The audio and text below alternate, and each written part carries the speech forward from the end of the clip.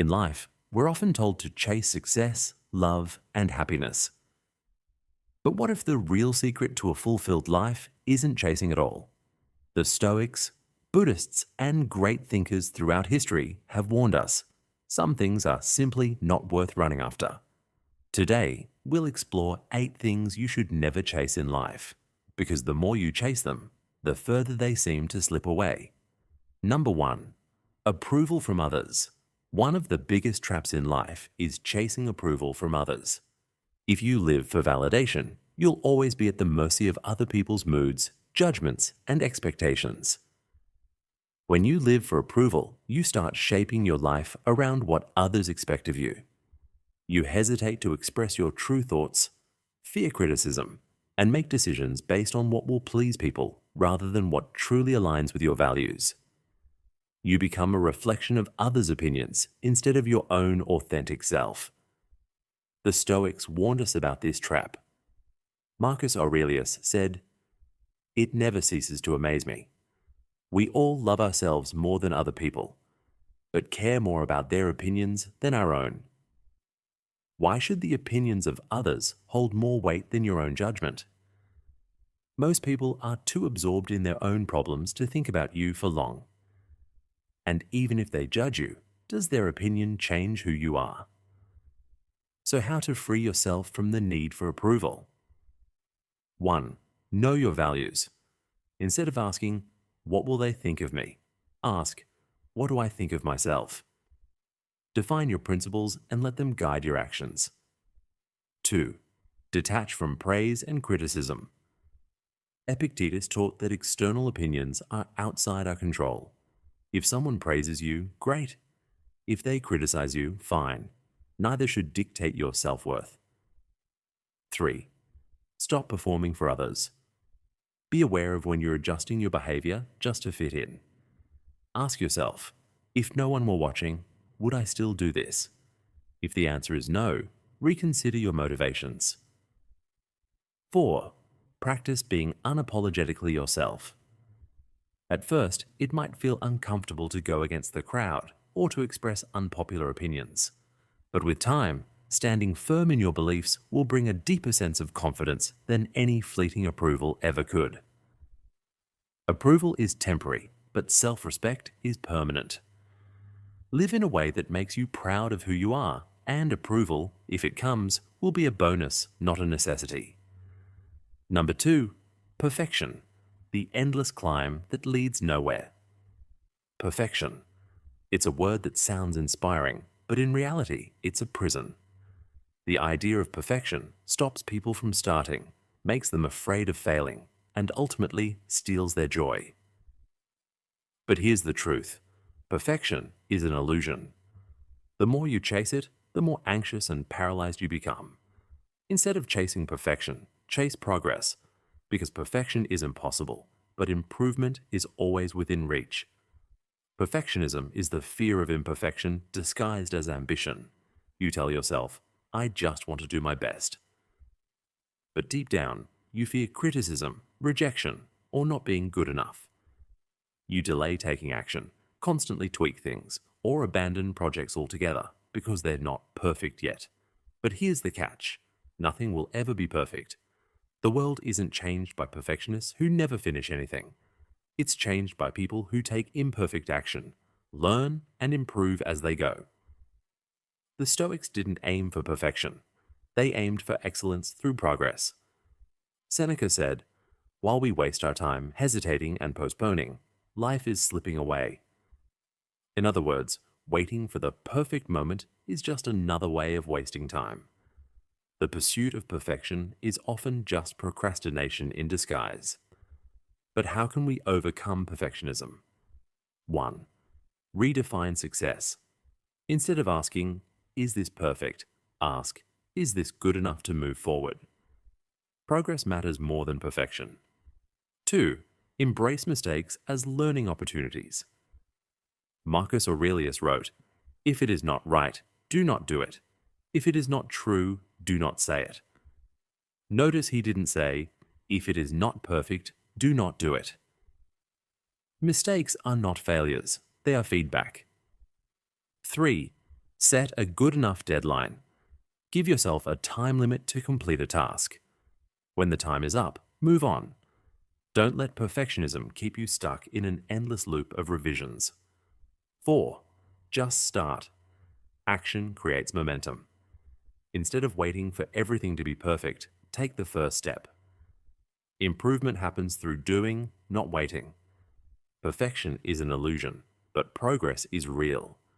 Let go of the need to be flawless and focus on getting better step by step.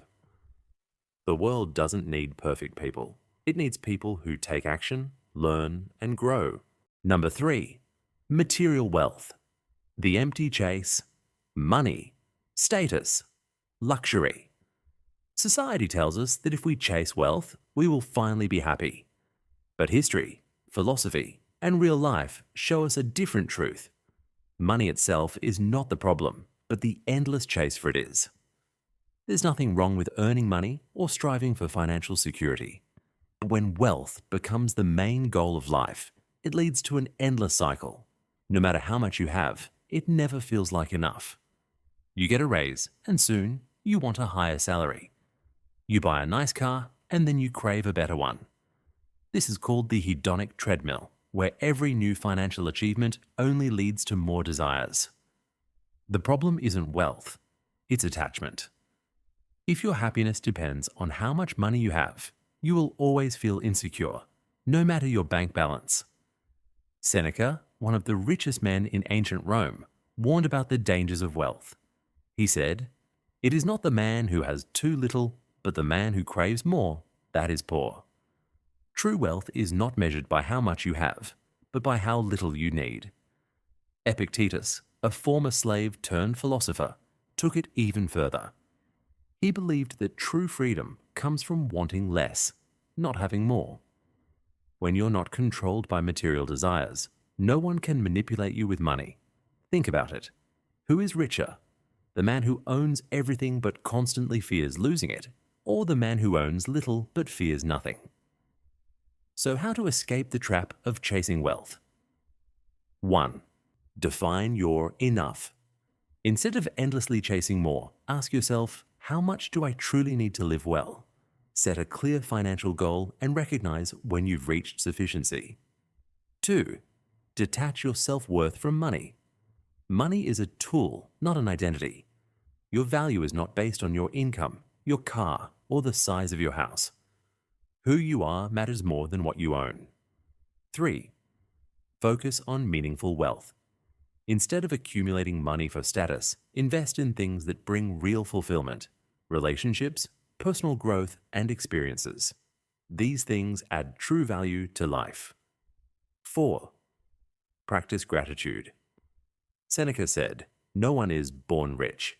He who has begun to be grateful has begun to be rich." If you always focus on what you don't have, you'll always feel poor. But if you focus on what you do have, you'll realize you're already rich in many ways. Chasing wealth for its own sake is a race with no finish line. The moment you step off the treadmill and redefine what true wealth means to you, you gain something money can't buy. Peace of mind. Wealth is not bad, but let it serve you, not enslave you. Number 4. Romantic love. That isn't reciprocal. Unrequited love. The pain of loving someone who doesn't feel the same way. We've all been there, holding on to hope, making excuses, waiting for someone to see our worth. But the hard truth is, love that isn't mutual is not love. It's an emotional trap. And the more you chase it, the more you lose yourself. When you chase someone who doesn't reciprocate your feelings, you send yourself a dangerous message. I am not enough as I am. You start compromising your self-respect, justifying their lack of effort, and convincing yourself that if you try harder, they'll finally love you back. But love isn't something to be earned. It's something to be shared freely. The more you chase, the further they pull away. And even if you do win them over, you'll always wonder, do they love you for who you are, or because you exhausted yourself proving your worth? The Stoics believed that love should be based on mutual respect, not desperation. Epictetus said, "Know first who you are, and then adorn yourself accordingly. In other words, before you invest in someone else, make sure you're investing in yourself. Love should never come at the cost of your dignity. Marcus Aurelius also reminded us, the happiness of your life depends upon the quality of your thoughts. If your thoughts are consumed by someone who doesn't see your worth, how can you be happy? Instead of chasing someone who doesn't appreciate you, redirect that energy into becoming someone who values themselves. So, how to stop chasing and start valuing yourself? 1. Accept reality. Love isn't meant to be forced. If someone doesn't choose you willingly, they are not your person. Accepting this is painful, but it frees you. 2. Shift your focus inward. Instead of obsessing over someone's attention, ask yourself, what do I need to feel fulfilled? Invest in hobbies, friendships, and personal growth. 3. Set boundaries. If someone consistently ignores or mistreats you, walk away with dignity. Love should make you feel valued, not invisible. 4. Believe in abundance. There are billions of people in this world. Instead of fixating on one unavailable person, trust that someone out there will love and appreciate you without you having to beg for it. Chasing unrequited love is like running after a mirage. It keeps you thirsty, but never satisfies you. True love doesn't require proving your worth. It flows naturally between two people who respect and value each other. The moment you stop chasing the wrong person, you make space for the right one. Number 5. The past. Stop carrying what no longer serves you. Regret, guilt, nostalgia. We often carry the past like a heavy suitcase, unable to move forward because we keep looking back. But here's the truth. Chasing the past is like chasing a shadow. No matter how much you dwell on it, you can't change it. And the more you hold on, the less you live. We replay mistakes, wondering what we could have done differently. We long for the good old days, wishing we could relive them. But whether it's regret or nostalgia, the result is the same. You get stuck. The past is a place of reference, not residence. If you keep reliving it, you'll miss out on the present, the only moment you truly have. Marcus Aurelius said, "Think of yourself as dead. You have lived your life. Now take what's left and live it properly." This isn't about forgetting the past, but understanding that it's already written. What matters now is what you do with today. The Stoics didn't dwell on the past. They learned from it and moved on. Seneca reminds us that life itself is fleeting, and clinging to past regrets only wastes the time we have left. Instead of asking, "Why did this happen?" ask, "What can I learn from this?" Growth comes from reflection, not from regret. But how to free yourself from the past? 1. Accept what you cannot change. The past is done. No amount of overthinking will rewrite history. Accept it, make peace with it, and move forward. 2. Extract the lesson, not the pain. If a mistake haunts you, ask, "What did it teach me?" Growth turns regret into wisdom. 3. Stop romanticizing the past. The good old days weren't perfect. Your mind filters memories to make them seem better than they were. Focus on making today just as meaningful. 4. Live in the present. Marcus Aurelius said, "Confine yourself to the present." The more you engage with life now, the less power the past has over you. Chasing the past is like trying to read a book you've already finished. Learn from it, but don't live in it. The next chapter is waiting. Don't let yesterday steal today. Number 6. The future. Let go of the illusion of control. We plan, we predict, we worry. We imagine countless scenarios hoping to control what happens next. But here's the truth. The future is uncertain no matter how much we try to chase it. And the more we fixate on it, the more anxious we become. It's natural to plan for the future, but when planning turns into overthinking, we lose sight of the present. You spend so much time worrying about what if that you forget to live what is. Seneca warned against this. We suffer more in imagination than in reality. How much of your stress comes from things that haven't even happened yet? The future isn't something you can chase. It's something that unfolds naturally. The Stoics practiced amor fati, the love of fate. They didn't fear the future because they accepted whatever came their way. Epictetus taught, make the best use of what is in your power and take the rest as it happens. In other words, focus on what you can control, your actions, your mindset, your present choices. The rest is out of your hands. Here is how to stop fixating on the future. 1. Control what you can, release what you can't. You can't predict the future, but you can prepare for it by taking the right actions today. 2. Practice mindfulness. When your mind drifts to what ifs, bring it back to what now. The present is the only reality. 3. Trust yourself to handle the future. You've survived every challenge so far. When the future arrives, you'll deal with it. Trust in your ability to adapt. 4. Adopt the Stoic mindset. Accept that uncertainty is part of life. Instead of fearing the unknown, embrace it with curiosity and strength. The future isn't something you chase. It's something you create by living fully in the present. Plan wisely, but don't let tomorrow steal today's peace. Number 7. Revenge. The illusion of justice that poisons the soul. Revenge feels like justice. When someone wrongs you, the desire to make them pay can be overwhelming. You tell yourself that once you get even, you'll feel better. But here's the truth. Revenge is a poison that harms you more than your enemy. Instead of healing your wounds, it keeps them open. When you chase revenge, you give power to the person who hurt you. They take up space in your mind, dictating your emotions and actions. And what happens when you finally get back at them? Does it erase the pain, or does it pull you deeper into a cycle of negativity? Revenge rarely ends with one act. It creates a cycle.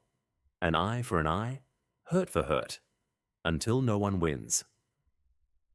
What started as a way to get justice turns into a lifetime of bitterness. Marcus Aurelius warned us, the best revenge is not to be like your enemy. Why? Because when you lower yourself to their level, you become the very thing you despise. The real victory is in rising above it. Seneca took it even further. How much better to heal than to seek revenge from injury? Vengeance wastes much time and exposes one to many more injuries than the first. In other words, when you waste energy on revenge, you open yourself to even more harm. The true strength lies in letting go. Here is how to free yourself from the need for revenge. 1. Accept that you can't undo the past. No amount of revenge will erase what happened. The pain is real, but so is your power to move forward. 2. Focus on your growth, not their punishment. Instead of wasting energy on someone who wronged you, invest in becoming stronger and happier. Success is the best form of revenge because it proves they no longer control you. 3. Master your emotions. The Stoics taught that anger is weakness, not strength. True power lies in staying calm when others expect you to lash out. 4. Let karma do its work. Life has a way of balancing things out. Instead of getting your hands dirty, trust that people who act wrongly will eventually face their own consequences. Chasing revenge keeps you trapped in the past. Letting go sets you free. The greatest victory isn't in hurting those who hurt you. It's in refusing to let them change who you are. Move forward, not backward. Number 8. Happiness as a destination. The mirage that keeps you running. Many people believe happiness is something to be achieved, like a prize waiting at the end of a long journey.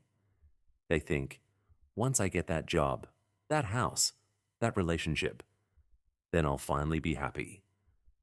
But happiness is not a destination. It is a way of traveling. When you treat happiness as something you must reach, you place it outside yourself. It becomes something distant, always just out of reach. You tell yourself, I'll be happy when I succeed, or I'll be happy when I have more money.